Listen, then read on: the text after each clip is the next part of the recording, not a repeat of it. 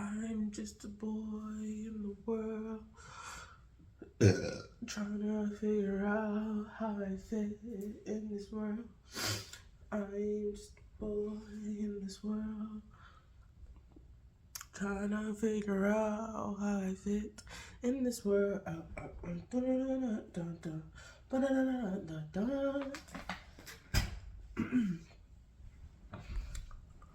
That's it. That's all. I feel like I need to like get my life together.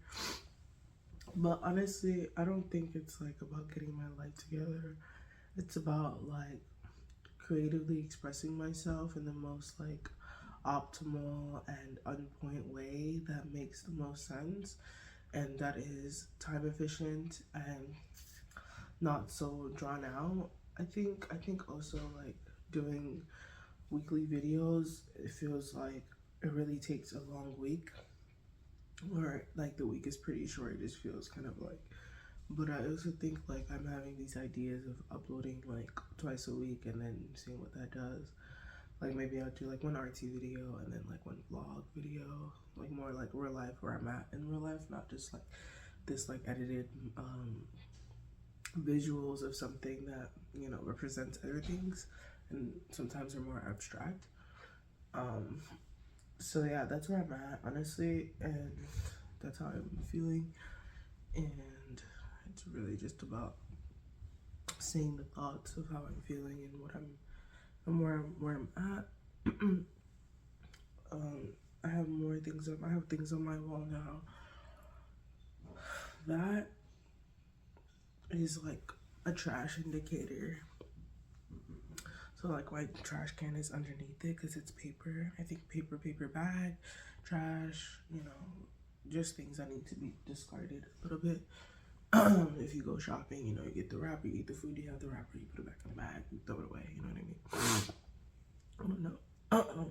But also, I think sometimes whenever I consume media and I consume, like, I'm on TikTok or I go on TikTok and I see, like, Ryan talk about some really intellectual ways of thinking that is related to fashion and, like, self-orientation and, like, self-identity and self-actualization. It always makes me feel good and makes me think about what things am I doing intentionally and like as an artist, but also like as a person, and then like what things are subconscious and, you know, kind of like slithering by and they kind of get a pass because I'm an artist and because like all of it is part of the work anyway. So it's like it doesn't really matter if this is this big or this big. If it's in the picture, if it's in the frame, it's there. You know what I mean? But yeah, so that's how I feel nowadays. And I've been smoking, like, one thing about going home, I'm gonna bring back my smoking habits, that's for sure. Cause like when I'm here, honestly, just genuinely, like there's phases where I feel like I'm a fiend and I'm like, okay, I need to smoke. Like there's just nothing else to do, nothing else that will resolve how I'm feeling. And I know that might feel like intense for people, but they're cigarette smokers, so it's okay. But yeah, I feel those urges and I'm like, okay. And then, you know, I finally have a plug, which his weed definitely makes you trip the fuck out. So it's like, and I got that plug from a friend, and I think I was mentioning that, but now a friend is actually a plug. So next time I need weed, actually the third time, because I want to try out Jade's plug and see how her plug is, and if it's better or if it's not. I also have to take a shit. But yeah, and so I also feel very 20, like I don't feel like a kid anymore. And I think that my brain feels so like the presence of my brain is much more heavier than the drug itself, and sometimes like, or like weed, so sometimes I'm like high but I'm like, this is like a headache. It's either I'm not high enough or I'm too high where it's in the crevices and cracks of my brain and it's pulling out shit that like doesn't need to be pulled out in a way. I'm not sure. Um, and then also, um, I've been applying to jobs, and I've been applying for like $20 an hour because that's really what I desire. And they've just been like, most of them are like jewelry companies and stuff like that. I applied to one yesterday and they didn't, like the same day, they were like, not picking this, not whatever Indeed says. And I guess I gotta go on other websites and see what the fuck is happening. But yeah, I'm waiting on my to like kind of start working because I don't want to just I think that one of the reasons why even creatively I'm not really working on anything is because I'm not really working. I have nothing else to do but do that. And I guess because I feel like I have so much time to do it, there's no time to specifically do it. I can do it at any time and feel like I'm doing it, but that's not really how it works. But if I had other things to do, I would allot a time and actually try to get it done around that time and move on. But I don't know. I also want to work on this really big painting, and I've told a few people about it, but I haven't really started.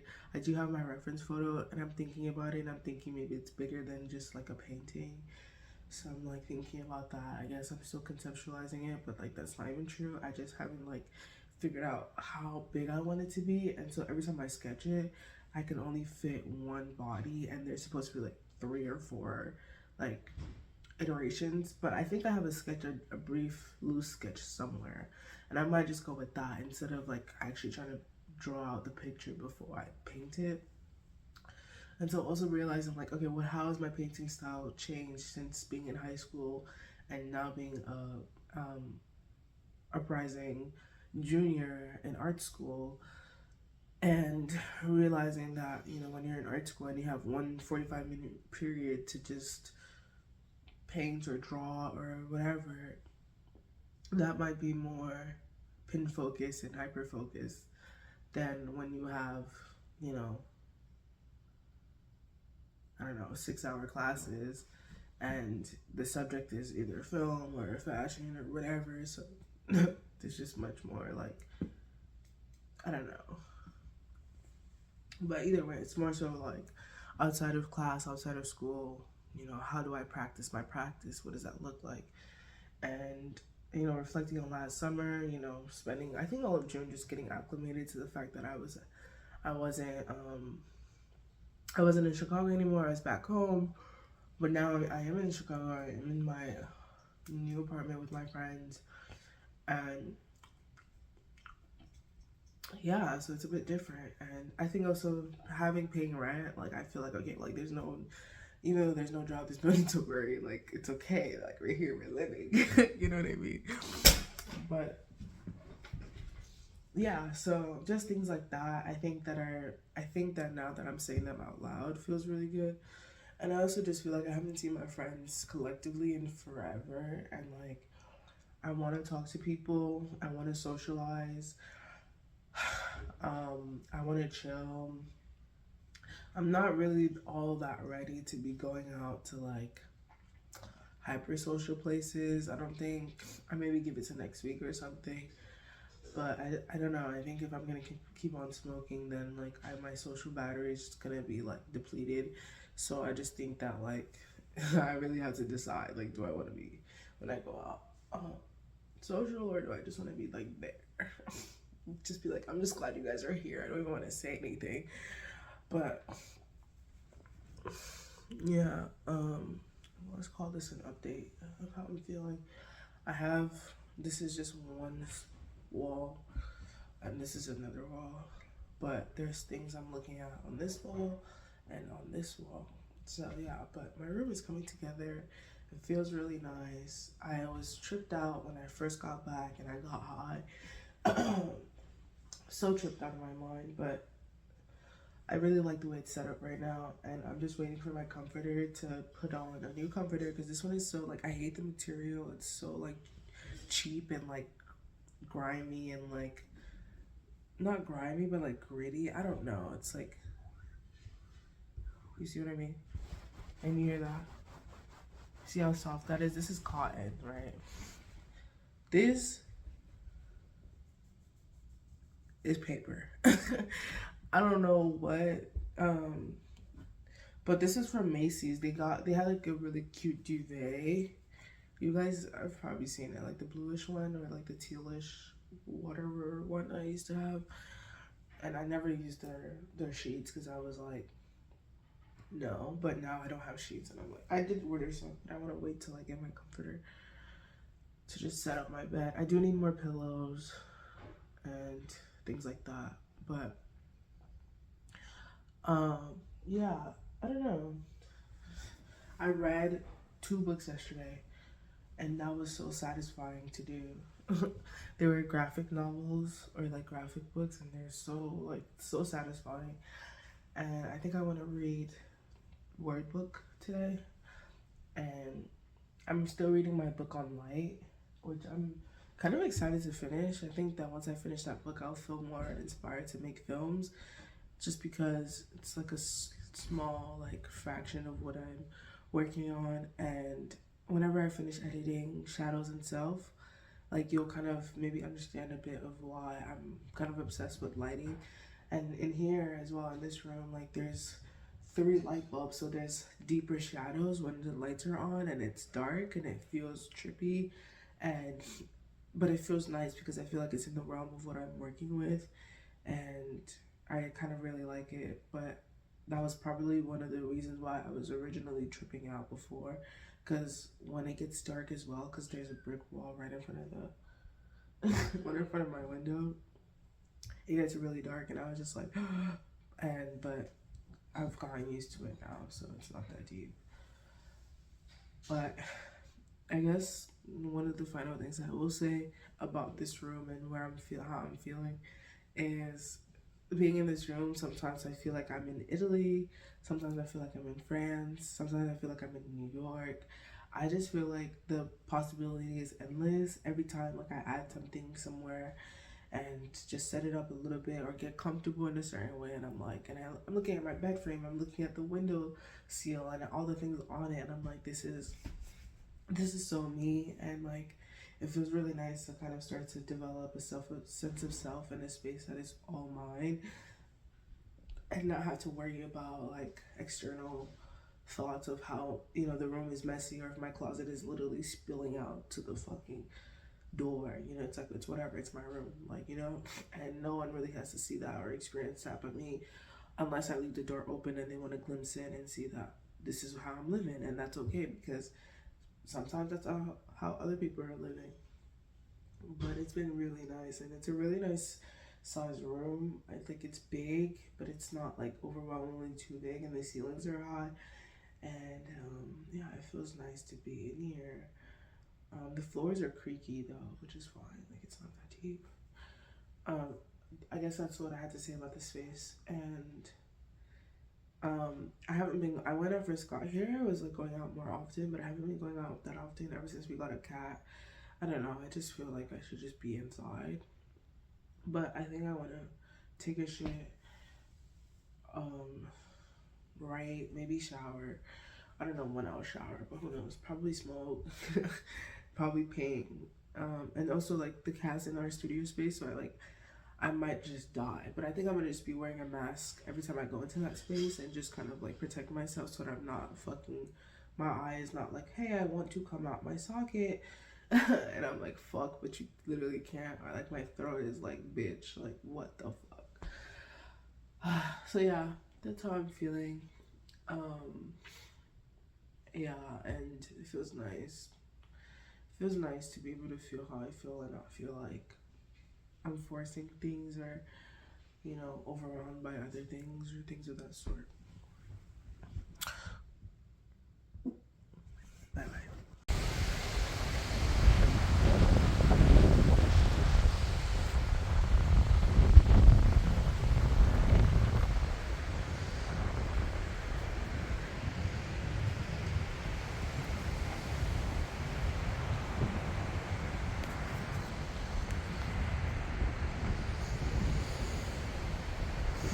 It feels like I'm swimming in the wind.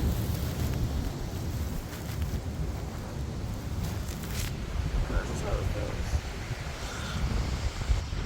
I like came out here doing TikTok and all that. But I don't think TikTok is like my platform. And like, I know what people say about it, and like I get the concept, but I don't know. But I did tell TikTok, even though I didn't post it, like the video that I made on TikTok, that I'm doing a bunch of things. So it just feels like I should show everything that I'm doing a bunch of things. But that's where I'm at right now. And I'm reading this light book that I've been reading for a minute, but I haven't finished reading. And let's read a little bit. I'm on chapter 5. It says light matters. How do you generate light? There are many different ways. Common light bulbs based on glowing metal fragments, as well as fluorescent tubes, laser pointers, telltale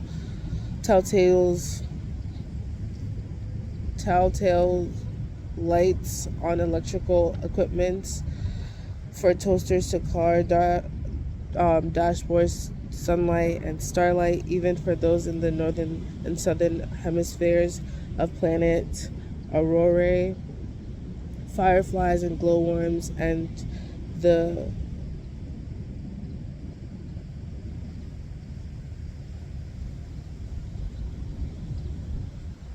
phosphorants. So far, it's PHOSPHORESCE.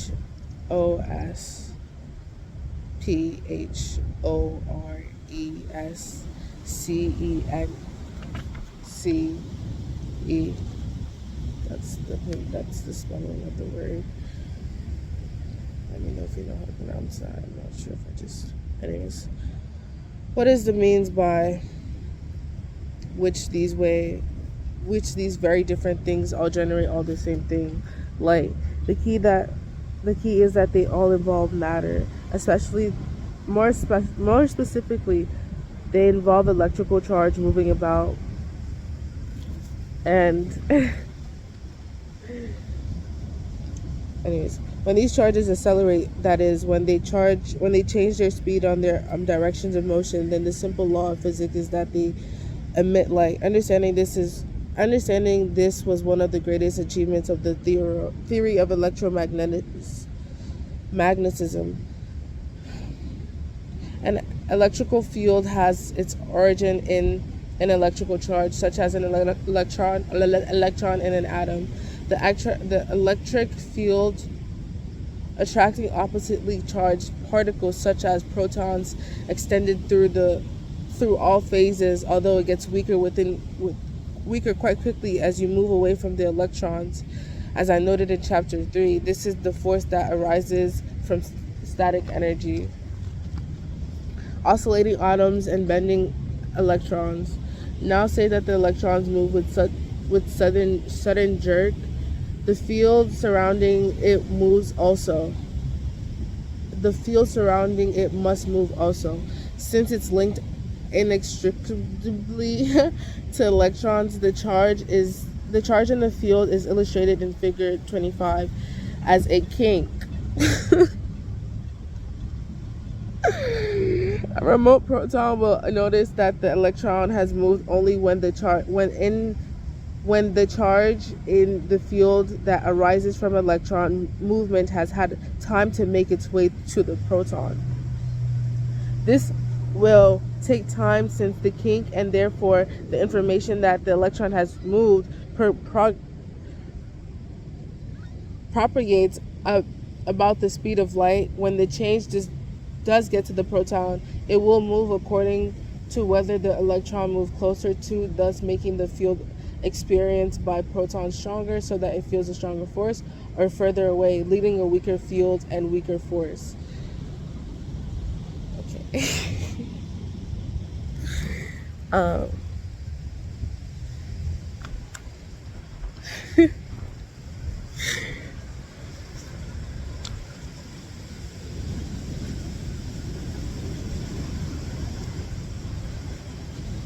Yeah, I'm gonna read the rest. I'm gonna read out loud, but not just to my phone. So I'm gonna be right back. I'm about to finish reading you this page, just to not leave you hanging in this this thought or whatever. It goes on. Now say the electrons were to move back and forth, then changes would occur in the field surrounding it's in synergy with this oscillation and propagate away to the proton, which would then be included in the oscillating in turn as it received this information. But an oscillating electrical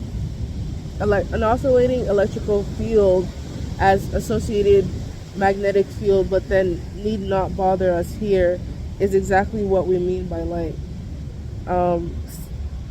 Lines in the electrical field of A, stationary electron, and B, an accelerating electron. When the electron accelerates, the charge in the field, the kink in the field line, propagates away from the electron at the speed of light. So this is what it looks like. So I think this is A, and this is A and B. That's what I'm reading. I'm reading Light, a short introduction. You probably can. It's a really nice book to read.